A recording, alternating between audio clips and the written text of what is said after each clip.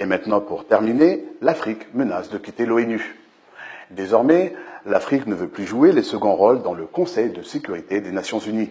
C'est ce que Robert Mugabe a laissé entendre lors de son allocution à l'occasion de la 71e session de l'Assemblée générale de l'ONU.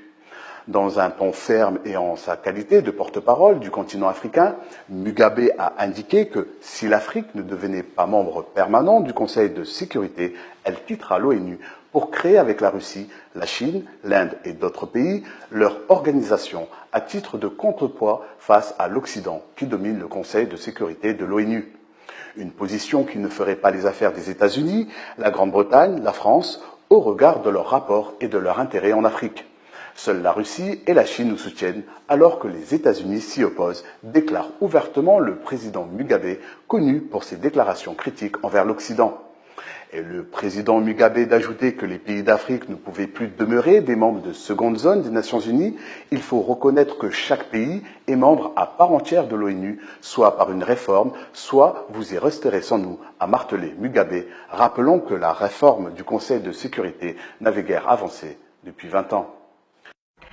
Vous ne le saviez peut-être pas, mais aujourd'hui encore, beaucoup de pays africains continuent de payer un impôt colonial en France, et ce malgré l'indépendance. À défaut d'être pillés par des colonisateurs revanchards, comme en Guinée, pour les pays nouvellement indépendants, il fallut trouver des compromis avec la France. Ne voulant pas continuer à subir une domination française, il refusa de signer le pacte de colonisation proposé par le général de Gaulle, mais accepta en contrepartie de payer une dette annuelle à la France pour les soi-disant avantages obtenus lors de la colonisation française, soit 40% du budget du pays en 1963. Ce furent les seules conditions de la France pour ne pas détruire la Guinée avant de partir.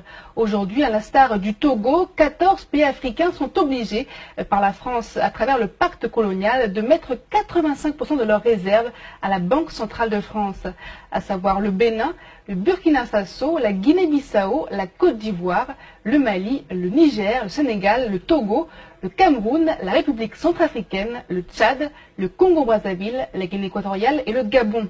Enfin, sachez que la France ne leur permet d'accéder à seulement 15% de leur argent par an. S'ils ont besoin de plus, les pays africains doivent emprunter à des taux commerciaux. On oublie seulement une chose, c'est qu'une grande partie de l'argent qui est dans notre porte-monnaie vient précisément de l'exploitation, depuis des siècles, de l'Afrique. Pas uniquement, mais beaucoup viennent de l'exploitation de l'Afrique.